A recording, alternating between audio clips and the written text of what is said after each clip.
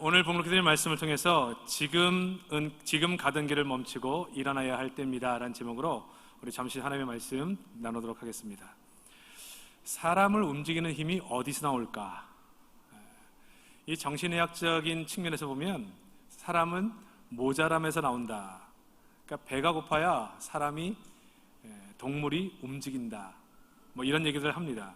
모자라면 불만을 갖게 되고 이 불만을 극복하기 위해 움직인다. 근데 이 사회는 뭔가 모자란 사람들을 낙오시키는 경향이 있죠. 이 사회에서 실력이 모자라거나 경험이 모자라거나 외모가 조금 아니다 싶으면 용납을 안 해줍니다. 성도인 우리에게도 영향을 끼쳐서 우리가 기도할 때 늘 그래서 충만을 많이 기도하고 채워짐에 대한 얘기를 많이 하나님께 간구하기도 해요. 그런데 어찌 보면 우리에게 부족하다는 것이 도리어 기회가 될 수 있습니다. 저는 늘 우리 성도들에게 하는 얘기 중에 하나가 위기란 뭐냐? 변해야 하는 시점의 사인이다. 여러분 지금 이제 일본이 경제 보복으로 인해서 우리나라가 어려움을 겪고 있잖아요. 과거에 뭐 여기 좀 이제 연세 있으신 분들 다 경험하셨겠지만 IMF를 경험할 때도 마찬가지고 뭔가 위기가 닥쳐왔을 때 이 위기라는 것은 지금 변해야 된다, 체질을 바꿔야 된다라는 사인일 뿐이에요. 그러니까 지금 다가오는 수많은 위기의 모습들을 볼 때마다 우리가 뭔가 변화를 해야 되는구나. 그런 측면에서는 이 부족함이라고 하는 것이 결코 우리에게 손해가 아니다, 이런 생각을 하게 되는 것입니다. 그러니까 요즘 우리의 문제는 뭐냐? 부족함을 느끼지 않는 데서 문제가 있어요.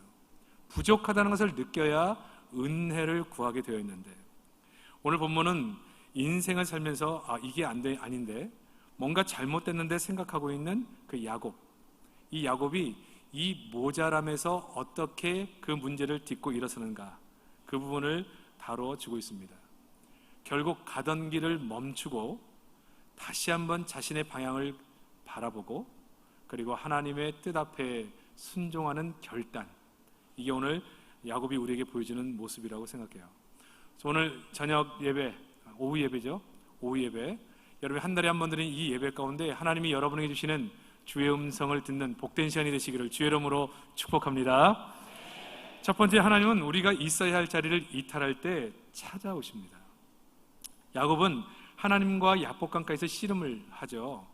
그리고 하나님의 얼굴을 직접 보고 대면한 후에 다시 세겜이란 땅에서 10년간의 세월을 보냅니다. 디나의 강간 사건, 이것은 지금 야곱 가정의 현 주소를 그대로 말해주고 있습니다. 야곱 가정은 세겜이라는 이방 문화에 깊게 빠져서 축제일에 나가서 깊이 빠져 있다가 결국 강간을 당하는 사건이 발생을 하고 있는 거죠. 가족에게 어려운 일이 닥쳤을 때, 아무 일이 없을 때 야곱 가정은 전혀 부족함을 느끼지 못하다가 결국 이 어려움을 만나게 될 때 하나님이 이 야곱을 찾아오십니다. 근데 이 야곱을 찾아오실 때, 만날 때 주체가 누구냐? 하나님이세요. 1절 말씀을 보면 하나님이 야곱에게 이르시되 일어나 베델로 올라가서 거기 거주하라. 오늘 본문의 1절을 보면 그렇게 나와 있습니다. 누가 찾아오셨다고요?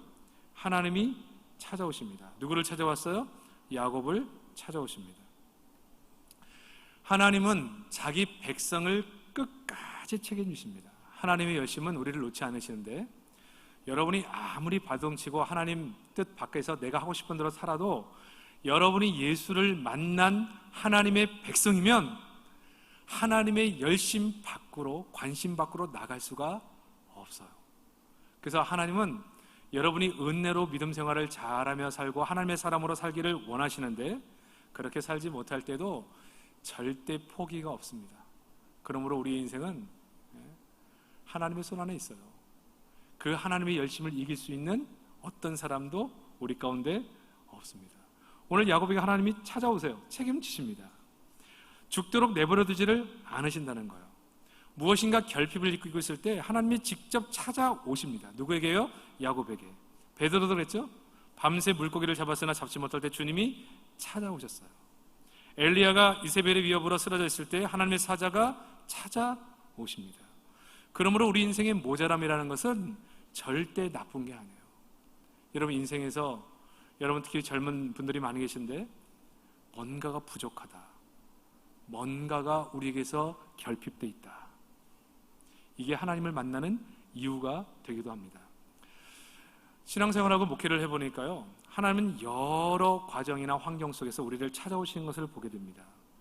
교회 안의 문제로 인하여 마음의 상처를 입고 방황할 때 내버려두면 교회 가기 싫어요. 교회에 다시 회복하는 것이 쉽지 않아요. 근데 어느 날 찾아오세요. 결혼을 믿지 않는 배우자와 함께 신앙생활을 하면서 믿지 않는 배우자를 만나 내가 예수를 믿게 하겠다라고 마음 먹고 결혼을 했지만 영향을 거꾸로 받아서 방황하고 있을 때 주님께서 찾아오십니다. 믿는 사람에게 상처를 받아 교회를 떠난 적이 있는데 그때도 하나님이 찾아오세요. 여러 방식으로. 저희 교회 어떤 분은 퇴근하다 돌아오는데 교회에서 들리는 찬송 소리에 그만 눈물이 콸콸 쏟아지면서 교회에 들어왔다 은혜 받고 등록하신 분도 계십니다. 어떤 분은 이웃집 아줌마랑 얘기하다가 그 아주머니의 간증을 듣고 다시 교회 나오신 분도 있어요. 저희 가정은 아버지가 제가 100일 때 돌아가셨는데 어머니가 저 하나를 데리고 키우셨습니다. 어머니가 남겨진 재산 가지고 보증 쓰고 뭐 여러 가지 다른 사람들 좋은 일 시키다가 결국 쫄딱 망해서 이 갚을 수 없는 빚을 남기게 됐는데 그때 도저히 살 길이 없다 할 때 이웃 아주머니의 전도를 통해 우리가 예수를 믿게 됐습니다. 하나님이 찾아오신다는 거예요. 그렇게 주님을 배반하고 하나님의 마음을 아프게 한 죄인인데도 결국은 찾아오십니다. 이게 은혜예요. 이게 은혜. 오늘 본문의 수많은 시간 하나님의 은혜와 사랑을 경험했던 야곱이 야복강가에서 하나님을 대면하고 나서도 세겜이라는 세상에 그대로 머물러서 불순종의 10년의 세월을 보내고 있습니다. 그런데 다시 주님이 찾아오시는, 하나님이 찾아오시는 거예요. 여러분 이 시간에 여러분이 이 자리에 앉아 있는 거 여러분 은혜인 줄로 믿으시기를 바랍니다. 여러분이 오늘 이 자리에 있는 거, 여러분이 함께하는 교회 안에서 신앙생활하는 거 여러분 이게 복이에요. 네? 여러분 예배 정말 강하게 하나님의 메시지를 가지고 예배 드리고, 제가 들으니까 2시간씩 예배 드린다고 들었는데 예배 드리고 한 달에 한 번 하는 오후 예배에 함께 참여해서 온 세대가 함께 예배를 드리고, 우리가 사실 은혜 받지 않았으면 지금 어디 있었겠어요? 지금 우리는 다른 곳에 있었을 가능성이 많습니다. 근데 예수님 만났잖아요. 우리가 아무리 다른 곳으로 가려고 해도 하나님의 그 강력한 사랑이 우리를 붙잡고 있잖아요. 이곳에 있게 하잖아요. 우리를 이곳에서 훈련받게 하시잖아요. 잘하게 하시잖아요. 이게 은혜. 지금 저는 젊을 때는 잘 몰랐어요. 그런데 하나님이 나를 꽉 붙잡고 있는 것, 다른 길로 가려고 할 때마다 나를 찾아오시는 것, 이게 하나님이 사랑하시는 증거예요. 하나님이 우리를 심판하시는 모습이 뭐냐면 분명히 지금 하나님의 것을 떠나고 있고 하나님과 멀어지고 있어요. 내가 정말 이렇게 살면 안 된다고 생각하고 그렇게 자꾸 깨달음이 와요. 그런데 하나님이 내게 아무것도 안 하세요. 잘못된 길을 가고 있고 죄를 짓고 있고 잊지 말아야 될 것을 잊고 있고 하지 말아야 할 것을 하고 있는데 하나님이 아무것도 안 하세요. 내버려 두세요. 이게 우리는 저주거든요. 근데 정말 하나님이 우리를 사랑하시면 어떻게 되느냐? 우리가 하나님보다 더 사랑하는 것이 생기고 사모하는 것이 생겨서 우리 전 마음과 심장을 내어줄 그 그리스도에게 그것을 드리지 못하고 다른 것을 향하여 눈을 돌리고 나갈 때 찾아오신다는 거예요. 야, 너 지금 어디 있니? 너 지금 뭘 바라보고 있니? 너 지금 어디를 향해 걸어가고 있니? 정신 차려! 찾아오시는 거예요. 저는 인생을 살면서 이런 하나님을 참 많이 만났습니다. 저는 어릴 때 제가 아버지 돌아가시고 어머니와 함께 살면서 참 많이 외로웠거든요. 그래서 제가 초등학교 때 뭐에 관심이 있었느냐? 우표 수집하는 거. 여러분 이게 외로운 사람에게 참 수집하는 게 위로가 되더라고요. 여러분 그런 거 해보셨습니까? 정말 온 마음을 다해서 우표를 수집했어요. 근데 이 우표를 수집하다 보니까요, 이 우표, 특별한 우표들이 나오는 날들이 있어요. 근데 이게 신앙생활을 하는 것과 딱 겹치는 날이 있어요. 겹치는 날. 근데 처음에는 그것에 유혹이 없는데 계속 유혹을 받아서 자꾸 하나님과 멀어지고 내 마음이 나에게 위안을 주는 이 문제를 향해서 자꾸 내 마음이 글로 가더라고요. 근데 성령께서 제 마음속에 사인을 줘요. 뭐라고요? 내가 이러면 안 되는데, 자꾸 교회 모임을 빠지게 되고 하나님 앞에서 살아가야 될 모든 삶을 자꾸 내려놓게 되고 자꾸 나의 마음과 생각이 이쪽으로 쏠려가는 거예요. 오늘 저희 집에 도둑이 들었어요. 도둑이. 참고로 저희 집은 당시에 도둑이 우리 집을 따고 들어오면 도둑들이 한숨을 쉬는 집이었거든요. 가져갈 게 없어요. 저희는 집을 사글세도 구할 돈이 없어가지고, 지금으로 말하면 절의 보살이죠. 보살이 집을 여러 개 져놓고 약간 수용소처럼 집을 해놨어요. 그리고 돈이 없는 사람들이 그 집을 준 그 집에서 살고 있었거든요. 그러니까 도둑이 우리 집에 오면 다른 집에서 훔쳐왔던 걸 한두 개 내려놓고 가는 그런 집이었어요. 그런데 우리 집에 와가지고 도둑이 들었는데 도둑이 두 가지를 훔쳐갔어. 하나는 뭐냐? 여러분, 이희승 씨라는 분 아세요? 국악자? 그분의 큰 사전이 있습니다. 아세요? 저희 세대랑 국어 사전이 좀 틀린가? 그거하고 우표책, 이 두 가지만 딱 훔쳐간 거예요. 나의 마음의 위안, 나에게 소망을 주고 늘 위로가 되고 늘 집에 오면 펴보던 그것 두 개를 싹 가져가시더라고요. 처음에 얼마나 속상하던지. 근데 앉아있는데 주의 음성이 들리는 것 같아요. 나는 너의 일부가 아니라 너의 전부를 원한다. 너의 마음 전부를 원한다. 주님이 찾아오시는 거예요. 그 찾아오심에 무릎을 꿇는 거죠. 하나님, 앞으로 주님 외에 다른 것, 내가 주인 삼았던 어떤 것이라도 앞으로는 만들지 않겠습니다.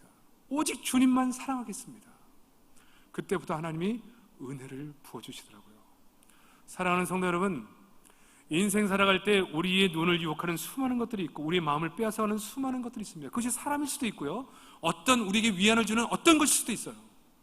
근데 하나님은 우리가 다른 길을 향해 나갈 때 반드시 찾아오세요. 반드시. 그래서 우리를 불러주십니다. 여러분, 그런 경험이 있는 분들은 정말 하나님이 여러분을 사랑하시는 분들이에요. 저는 여러분 평생이 하나님의 손에 붙들려 하나님의 사랑 속에서 그렇게 성장해가는 복된 성도들이 다 되시기를 주의 이름으로 축복합니다. 두 번째는, 회복을 위해서는 지금 가는 곳에서 멈춰야 합니다. 그리고 그 자리에서 일어서야 한다는 거죠. 다시 1절을 가보면, 하나님이 야곱에게 이르시되 일어나 베델로 올라가라. 가서 이렇게 되죠. 베델로 올라가기 전에 먼저 해야 될 일이 있는데 일어서는 것입니다. 어디서 일어선다고요? 이 세겜 땅에서 화려하고 아름답고 앞서간 문물, 시설, 문화, 그 자리에 머물러 있던 자리에서 벌떡 일어나야 되는 겁니다. 여러분, 아프리카의 칼라하리 사막에 가면 스프링 바크라고 하는 양떼가 있어요. 여러분 들어본 적이 있는지 모르겠는데, 이 양떼들은 때를 따라서 막 풀을 뜯다가 무리가 많아지면 그 넓은 풀밭을 찾다가 집단 이동을 하게 되는데, 이동하는 한 마리가 뛰기 시작하면 다른 양들도 덩달아 막 뛰어요. 그때 가속 현상이 일어나가지고 풀밭에 와서도 정지를 할 수 없어서 계속 뛰어만 가다가 결국 절벽에 굴러떨어져서 집단으로 죽는 일들이 있다고 합니다. 어떤 분이 이 글을 읽고 나서 이렇게 얘기했습니다. 그 작가가, 오늘날 이 시대를 살아가는 우리와 같은 결과를 초대하지 않으려면 삶을 위한 정지가 필요하다. 자기가 지금 어디에 있는지를 모를 때 스프링바크의 양떼처럼 맹목적으로 달려가다가 결국 벼랑 끝에 몰리는 경우가 얼마나 많냐는 거죠. 허둥대며 살지 말고, 다람쥐 쳇바퀴처럼 살지 말고 멈추라는 거예요. 한번 삶을 위한 정지를 하라는 거예요. 내가 지금 뭘 위해 이렇게 달려가고 있는지, 내가 뭐에 이렇게 열심인지, 아침부터 밤까지 뭘 위해 뛰어가는지 한번 딱 정지해서 내 삶을 보라는 거예요. 여러분, 창세기 창조로부터 지금까지 두 세계가 흘러가고 있죠. 하나님을 왕으로 섬기는 세 세계열, 힘을 추구하는 가인과 라멕의 계열. 지금도 이 사회는 힘을 추구합니다. 여러분, 우리 대한민국을 둘러싼 모든 주변의 강대국이, 여러분, 우리 대한민국을 일방적으로 도와준 나라 없습니다. 다 자국 이익주의입니다. 힘을 가지고 그 힘의 원리를 따라 살아가는 것이고, 이 사회도 힘의 논리입니다.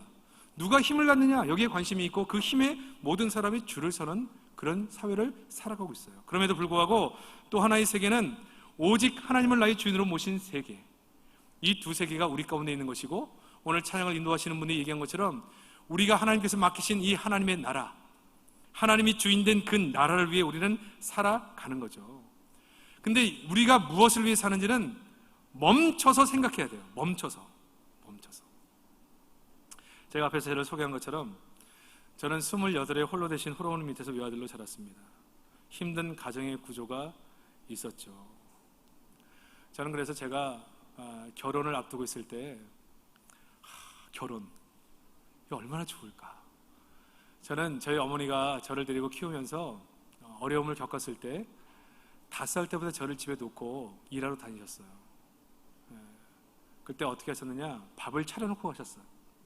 점심, 늦을 때는 저녁을 차려놓고 하셨는데 5살 때 집에서 놀다가 제가 차려놓은 밥상을 먹고 치우고 저녁을 먹고, 제가 지금도 기억나는데 초등학교 1학년, 2학년 때 어머니가 아프시면 제가 옆에 있는 아주머니에게 물어가지고 밥도 하고 찌개도 끓여서 그렇게 밥을 먹었던 기억이 나요. 여기 초등학교 1, 2학년 있나요? 밥하고 찌개 해가지고 어머니를 식사를 그렇게 책임졌던. 5살 때부터 무슨 습관이 있었느냐? 저희 습관은 먼 산 쳐다보고 늘 한숨 짓는 게 습관이었습니다. 뭘 위해서 한숨 졌을까요? 야, 앞으로 인생을 어떻게 살아야 되는가. 여기 5살짜리 있습니까?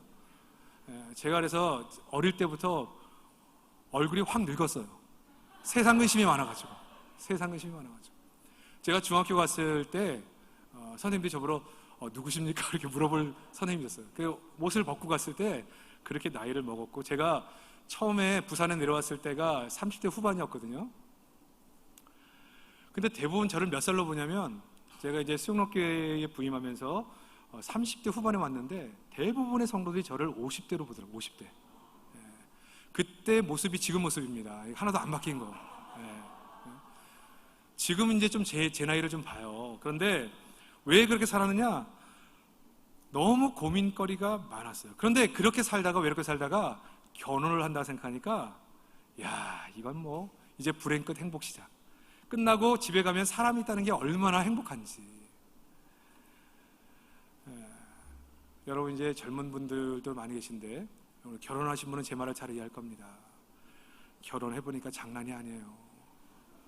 특별히 28에 홀로 돼서 저 하나를 보고 키우신 어머니와 함께 살게 됐는데, 여러분, 많은 사람들이 그런 얘기 합니다. 며느리들이 시어머니 모시면서 호르몬 밑에 자란 호르몬이 모시고 사는 거 힘들다고 얘기하는데, 저는 정말 이 아들 역할이 그렇게 힘든 줄 그때 처음 알았습니다. 낮에 늘 만나면 어머니를 위로해요. 어머니, 젊은 사람들 그러니까 이해하셔야 됩니다. 밤이 돼서 방으로 들어가면 당신이 이해해야 돼. 이 두 여자를 위로하기 위해서 밤낮으로 뛰어가면서 애를 썼지만 저의 역량으로는 역부족. 그래서 제가 기도하면서 그랬죠. 둘 중에 하나는 누가 뭐 마음을 바꿔야 되는데 그래도 젊은 사람이 바꾸는 게 낫지 않는가. 그래서 하나님한테 기도했습니다. 하나님, 제 아내의 마음을 좀 넓게 해서 앞으로 교회를 섬겨야 되는데 어머니도 이해할 수 있고 다 이렇게 품을 수 있는 그런 성품으로 만들어주세요. 그렇게 막 기도했어요. 근데 기도를 열심히 했는데요, 하나님께서 저에게 뭐라고 응답을 주시느냐, 우리 가정의 문제가 어머니나 아내에게 있는 것이 아니라 나에게 있다고 말씀하시는 거예요. 여러분, 기도를 오래 하다 보면요, 하나님이 응답을 어떻게 주느냐, 결론적으로는 네가 문제라는 응답이 제일 많습니다. 그래서 제가 기도를 오래 하다 보면 결론을 알기 때문에 하다가 이렇게 말씀하시려고 그러는 거죠. 제가 그렇게 하나님께 그렇게 말씀할 때가 있어요. 결국 내 문제, 이 가정의 문제를 가지고 우리가 생각해 볼 때 자기가 걸어왔던 삶, 저희 어머니는 이 진해분이시거든요. 그러니까 이 아들을 데리고 그 삶의 구조, 28에 홀로 됐을 때 외갓집에서 나를 키워준다고 시집을 다시 가라 그렇게 얘기했지만 나를 키우겠다고 시집을 안 가신 분이잖아요. 그러니까 지 아들이 남편 같기도 하고 아들 같기도 하고 의지하며 살아온 거예요. 결혼을 딱 했더니 이게 문제가 되는 거예요. 그러니까 여러분, 내 삶이 걸어가던 삶을 딱 멈춰놓고 뭐가 문제인가를 생각하지 않으면 해결점이 없는 거예요. 근데 문제가 언제 해결된 줄 아십니까? 내가 문제라는 사실이 가슴으로 받아들여질 때, 그때 가정에 답이 생기더라고요. 내가 문제니까 뭘 바꾸면 되는가? 생각해 봤더니 하나님께서 은혜를 베푸시고 내가 바뀌니까 가족 전체 구조가 바뀌게 되더라고요. 저는 개인적으로 신앙생활할 때 제일 힘들었던 게 뭐냐, 여러분 앞에 부끄러운 얘기지만 저는 헌금 생활이 제일 어려웠습니다. 왜 어려웠느냐, 저는 어린 시절에 그 어머니가 홀로 되셔가지고 저희 그 외갓집을 잠깐 소개하면 외할아버지가 국회의원 3선 의원이셨어요. 그리고 시장님을 하셨던 정치하는 집안이었습니다. 여러분 아실지 모르겠지만 부산 출신인가요? 황낙주 의원이 저희 할아버지 보좌관이셨습니다. 그러니까 국회의장 하셨던 분이잖아요. 그분이 할아버지 보좌관이셨어요. 그러니까 정치하는 집안이었고 잘 나갔죠. 저희 어머니가 아버지 돌아가신 후에 서울에 이사 왔을 때 제 기억으로 어릴 때 저희 집이 108평이었습니다. 108평. 그러니까 28에 이사를 왔지만 굉장히 잘 사는 집, 서울에 108평을 사서 그렇게 살았던 기억이 나요. 근데 이제 뭐 젊은 여자가 혼자 사니까 뭐 여기서 보증해달라, 도와달라 그래가지고 하여튼 쫄딱 망했어. 이제 그런 가정 속에 있게 된 거죠. 그때부터 이제 가난이 시작돼서 가난. 근데 제 어머니 자존심이 강해가지고 집안에 알리지를 않고 살았는데 그 가난과 어려움 때문에 예수 믿게 된 거예요, 결론적으로는. 그런데 너무 가난하다 보니까요, 그때 당시 이제 교회를 처음 나와가지고 신앙생활 하는데 교회에서 봉사, 예배, 기도, 찬양 다 좋았어요. 다 좋았어요. 특히 주일학교를 가면 선생님들이 나를 붙잡고 저 멀리서부터 이리 오라고 막 그래가지고 무릎 꿇고 나를 알아주는데요, 정말 교회 가니까 살맛이 나다, 살맛이. 근데 뭐가 제일 힘드냐? 헌금 생활이 제일 힘든 생활이. 제가 어린 시절에 옆에 있는 아저씨들이 저한테 맨날 그랬습니다. 뭐라고 얘기했느냐? 야, 대환아, 너 돈 벌어. 사람은 돈 없으면 바보 된다. 이 돈에 대한 가치를 그분들이 가르쳐줬어요. 헌금 생활하는 게 너무너무 힘들더라고요. 제가 처음에 대학을 가니까 이제 그때 당시 첫 아르바이트를 하면서 이제 입주 과외를 했습니다. 평생 가난하게 살다가. 근데 그 입주 과외 해가지고 그 과목당, 제가 이제 80년대에 이제 그 과외를 하면서 과목당 20만 원씩 받았어요. 당시 대학 학비가 얼마였냐면 60만 원, 70만 원 할 때였습니다. 그러니까 한 과목에 20만 원씩 받았으니까 영수만 해도 40만 원이잖아요. 근데 보통 6명 정도를 했으니까 얼마를 받았겠어요. 생활이 핀 거죠, 이제. 그래서 내가 그때 막 머릿속에 생각했습니다. 차를 한 대 살까? 막 이런 생각하고 있을 때. 근데 딱 그때 뭐 하느냐? 교회가 건축을 돼. 그렇게 가난하고 돈 없을 때 안 하다가 내가 돈을 조금 만지니까 건축을 한다고 건축헌금 작정을 하더라고요. 참 우리 하나님이 참 희한하신 하나님이에요. 하나님. 그래가지고 제가 그 교회 가가지고 막 작정을 할 때 제가 작정을 했습니다. 제가 버는 게 있으니까. 작정을 딱 하고 집에 왔는데 아무리 생각해도 너무 과하게 한 것 같아요. 작정을. 아무리 생각해도 나 같은 대학생이 성도들도 이렇게 많은데 내가 이렇게 하면 과해. 그래가지고 다음 주에 가가지고 그 목사님께 얘기해가지고 절반으로 수정했어요. 절반으로. 내가 잘못 썼다. 내가 너무 과하게 했다. 그때 당시 잠깐 정신을 잃었다. 그러면서 2분의 1로 수정을 하고 그 다음 주에 집에 왔어요. 집에 왔는데 아무리 생각해도 다른 친구들 얘기 들어봐도 너무 또 과해. 그래서 또 거기에서 2분의 1을 또 줄였어요. 그래가지고 다시 가서 결국 4분의 1로 수정을 했어요. 그날 밤에 집에 왔는데 하나님이 저에게 그렇게 말씀하시더라고요. 기쁨이 없어요. 그러면서 저에게 이렇게 말씀하시는 거예요. 대환아, 너는 내가 너의 인생을 책임질 것을 믿지 않니? 너는 내가 너의 인생의 주인인 것을 믿지 않는 것 같아. 아닙니다, 하나님. 저는 하나님 때문에 살았습니다. 하나님 때문에 죽을 고비에서 넘겨서 주님을 믿고 삽니다.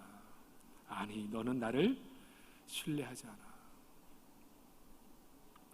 하나님께서 내가 가지고 있는 가치, 사고 그 앞에서 교회와 성경에서 배운 원리가 아니라 세상에서 돈의 가치를 배웠던 나에게 세겜에서 멈추고 다시 일어서라고 말하는데 그게 들어오지를 않는 거예요.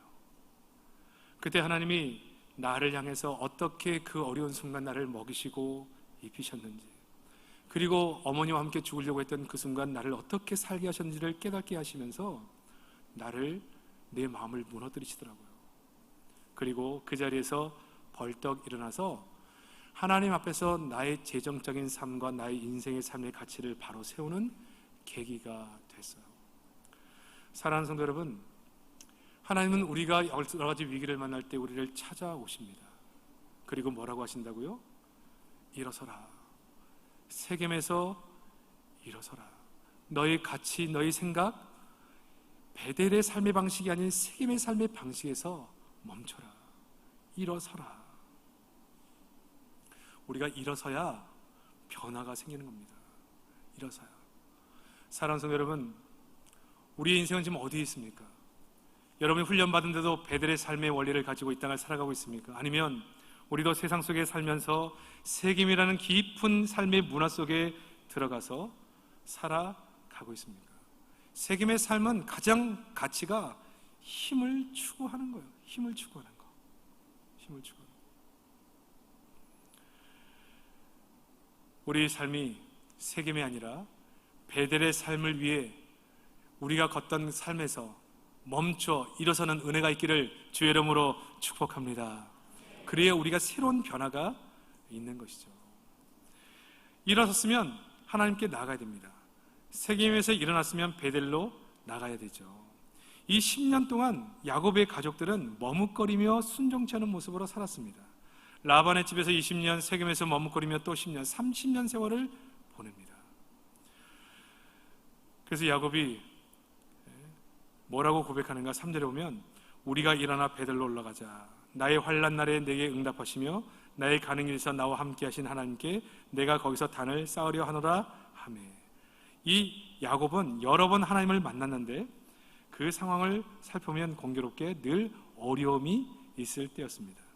처음 베델에서 하나님을 만났을 때 야곱의 인생 위기였죠.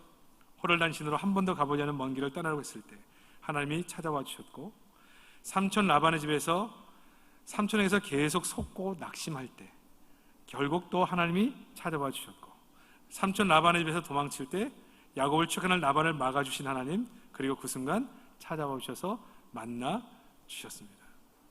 이렇게 위기라고 생각할 때마다 하나님 나타나셔서 격려하시고 위로를 주셨죠. 그래서 이 고난은 결코 절망의 이유가 아닙니다. 제가 이 어린 시절에 그 가난한 시절에 살아갈 때요, 늘 그런 것을 가지고 살았어요. 저는 이제 청소년 시절을 살아갈 때부터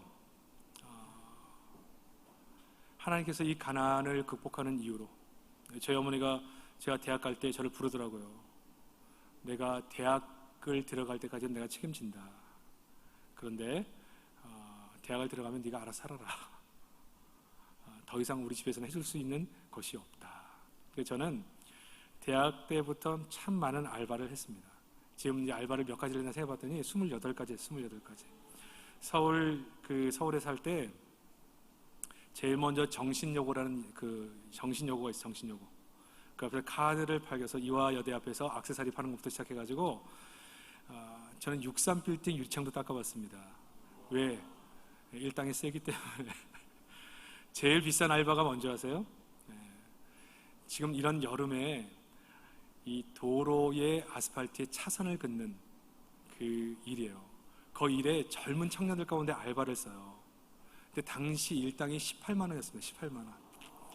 근데 한 번 가면 그 다음날 오는 사람이 없습니다.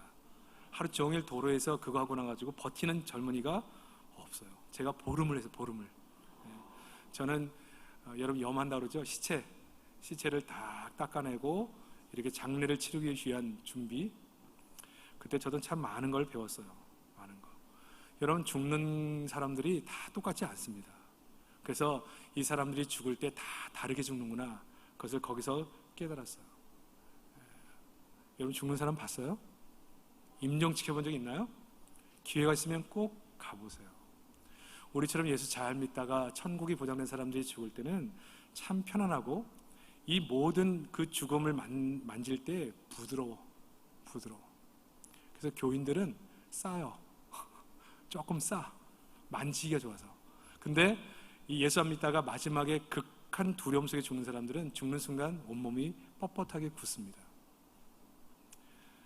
남양 특집하는 것도 아닌데 이상한 얘기로 뻗었는데, 제가 무슨 얘기를 하려고 그러냐면, 하나님께서 이러한 모든 과정을 통해서 우리를 만지실 때 저는 그런 생각을 했습니다.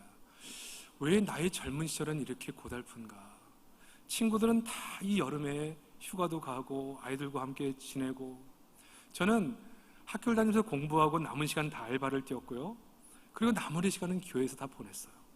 나는 정말 다른 사람들처럼 이 젊은 시절을 애들과 데이트하면서 아니면 애들과 함께 좋은 시간을 보내면 시간을 못 보냈어. 하나님, 도대체 이게 뭡니까? 내 인생은 도대체 이 젊음의 이 시기에 나는 내 인생을, 젊음의 시간을 내게는 왜 허락지 않으십니까? 나는 왜 이렇게 살아야 됩니까? 이런 생각을 많이 가졌죠. 억울했어. 근데 하나님께서 삶을 위한 정지, 우리를 멈추게 하셔서 하나님께로 가까이 가게 해서 보게 하시는 것이 있었습니다. 제가 목회를 시작하면서, 저는 어린 시절 저랑 혼자 자랐기 때문에 참 외골적인 생각을 많이 가지고 살았는데, 하나님이 이러한 여러 과정을 통해 저를 참 다듬고 또 다듬으면서 하나님의 사람으로 만들어 가시는 과정임을 이후에 알게 됐어요. 여러분, 인생 고달프십니까? 하나님이 야곱을 만드실 때 그렇게 만드셨죠. 제가 이 야곱 또 요셉을 설교할 때 그런 얘기를 하는데, 하나님이 이 요셉을요 마치 도장틀에 도장처럼 딱 고정시켜 놓고, 어떻게 안 돼도 그렇게 안 됩니까? 형제들에게 팔려가고, 모함을 당해서 옥에 들어가고, 옥에 들어가서 은혜를 베푸지만 아무도 기억지 않고, 내려가고 또 내려가고, 인생이 고달파도 그렇게 고달프고 안 돼도 그렇게 안 되는 과정이 있는데, 그 과정 속에 뭘 하셨다고요? 하나님이 하나님의 사람으로 열심히 도장을 파서 사람으로 다듬어가는 과정을 만들어 주셨다는 거죠. 제가 목회를 해보니까 그렇게 수많은 알바를 하고 고생하며 지냈던 모든 과정이 사람을 이해하는 과정.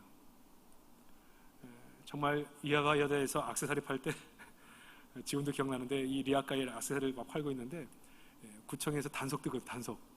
단속 뜨면 거기 다른 사람들이 뛰어 그래. 그러면 다 들고 막 뛰어요. 그래가지고 이제 막 도망가가지고 어디 자리에 앉아 있어요. 앉아 있으면 그분들이 그래요. 야, 젊은 사람은 참 이게 아직 젊은데 왜 이런 거 하고 있어? 기술 배워, 기술. 막 그러면서 그런 얘기 주고받고. 그래서 그분들이 사는 얘기를 많이 들었어요. 제가 정신여고에서 이 카드 장사를 할 때는요, 그 가까운 식당에서 점심을 먹는데, 여러분 그 마음 압니까?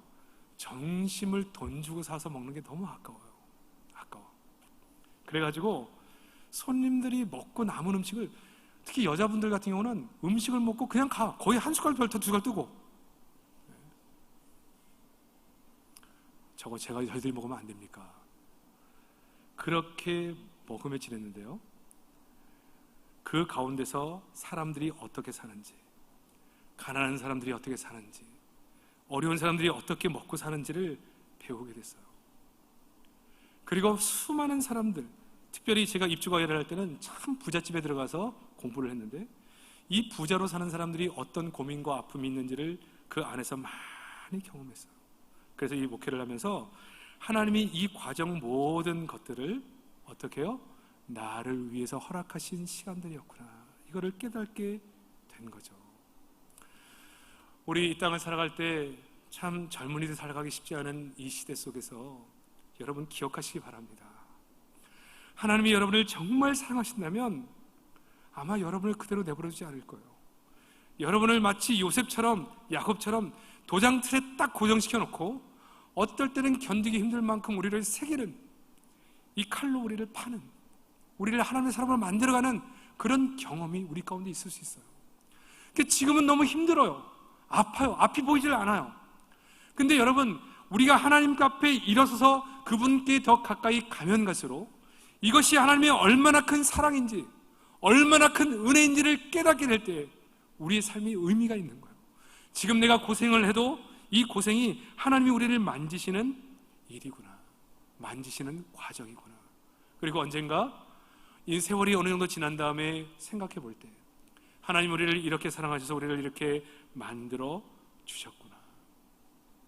여러분, 그러므로 절대로 원망 불평하지 마시고 하나님을 딱 붙잡아서 이 베델의 삶을 유지하고 그 길을 걸어가다 보면 언젠가 하나님이 우리의 인생을 하나님 앞에 세우시는 은혜가 있을 줄 믿습니다. 여러분, 한 가지만 더 얘기해 볼게요. 이 회복의 땅으로 올라가려면 먼저 여러분 정결을 회복해야 됩니다. 축복의 땅으로 가게 될 때 하나님이 제일 먼저 요구하신 게 뭐라고요? 먼저 거룩을 명하십니다. 여러분, 하나님이 우리를 써주실 때 우리의 능력, 우리의 스펙, 힘 있는 자들의 줄, 이게 제일 빨라 보이죠. 근데 여러분 기억하세요. 하나님은 정결한 자를 씁니다. 정결한 자. 제가 이 짧은 인생 사역을 하면서 느낀 것 중에 하나가 뭐냐면요, 하나님이 우리를 쓰므로 크게 세우실 바로 직전 하나님이 우리에게 뭘 하시냐면 우리가 가진 죄들을 낱낱이 하나님께 고하고 우리의 죄를 토설하고 정결케 하는 작업을 하십니다. 인생의 큰 획을 걷는 하나님의 은혜가 임할 때 이 작업을 하세요. 이 작업. 그러니까 여러분이 인생 살면서 어느 날 나의 죄를 깨닫고 하나님 앞에 나오게 하는 일이 발생하면 하나님이 뭔가 좀 하시려고 하는구나, 이걸 깨달으셔야 돼요. 제가 서울에서 사역하다가 2002년도에 부산 수영롭기 부교역자로 오게 됐습니다. 제가 오게 될 때 당시 정필도 목사님이셨는데 서울의 교갱협 모임, 당시 오카노 목사님과 함께 교갱협 모임을 했었는데 글로 오라 그래서 면접을 봤어요. 근데 너무 교회가 급하니까 우리 사역하는 중간인데 9월 달에 오라는 거예요. 그래서 저도 교회를 사임하려면 준비가 필요한데 너무 급하니까 양해를 구하고 빨리 오래.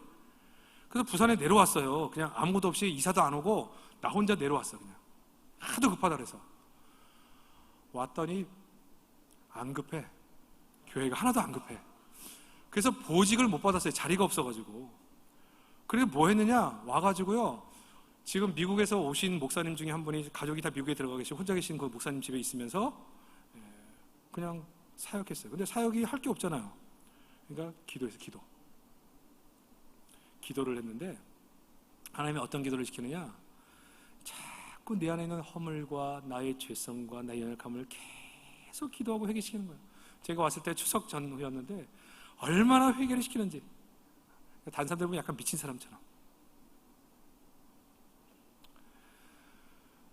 그리고 첫 번째 부임 설교를 했습니다. 근데 부임 설교를 딱 하고 나서 정 목사님이 그 설교를 듣고 은혜를 받으셨어요.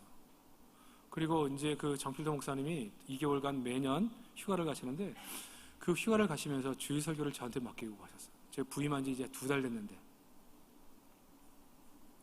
하나님께서 그때부터 내가 공부를 하다가 멈췄던 모든 공부, 하는 사역, 모든 것에 은혜를 베풀어 주시더라고요. 길을 열어 주시더라고요. 지금 제가 부임한 우리 교회, 저희 교회는 오랫동안 전통적인 교회였고 참 갈등과 어려움이 많았던 교회입니다. 교회를 부임해서 21일 동안 기도를 하는데요, 자꾸 회개를 시켜요. 회개.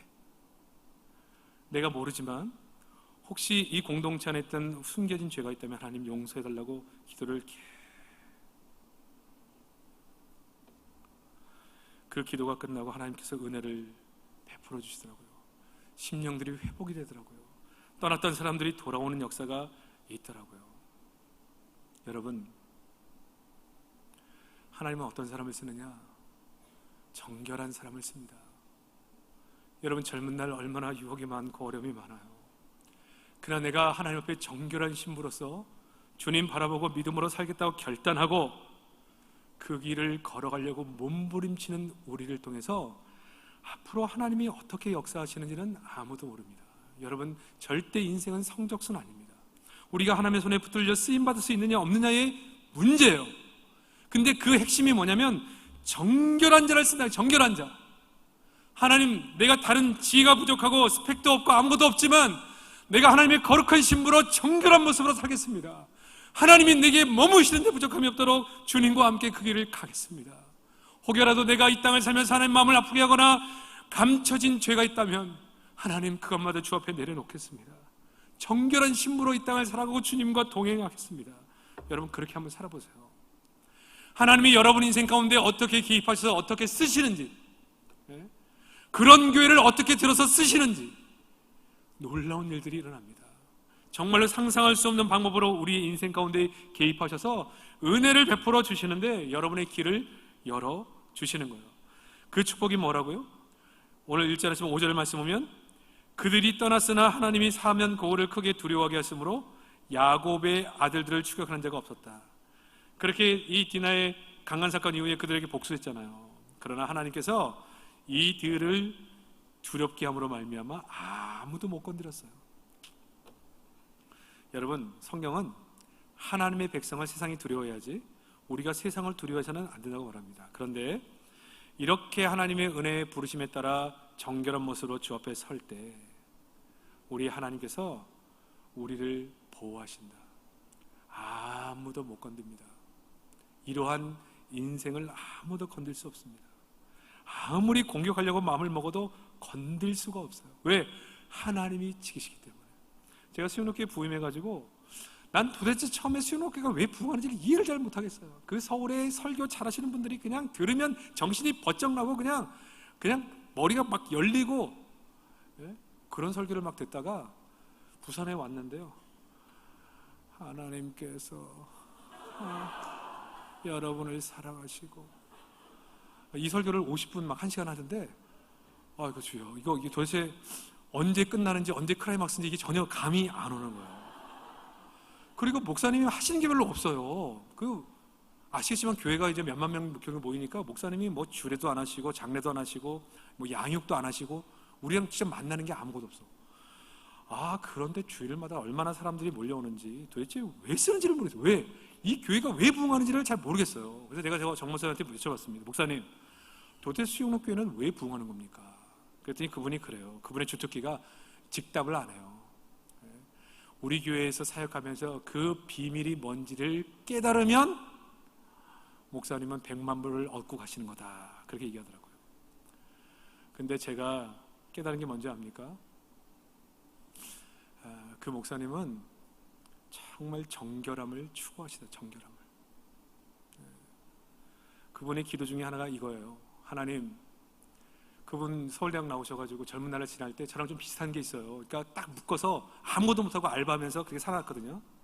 내가 만약 이 땅을 살면서 이 젊음과 열정 때문에 죄 짓고 살 바에는 오늘 저를 불러가세요. 저는 더 살고 싶지 않습니다. 내가 이 땅 살면서 하나님을 사랑하고 정결한 모습으로 주의 기쁨이 되는 인생이 되지 않을 바에는 차라리 지금 불러가세요. 죄 지으면서 하나님의 영광을 가리운 인생 절대로 살고 싶지 않습니다. 이게 그분의 기도였어요. 그리고 일평생을 그렇게 사신 거죠.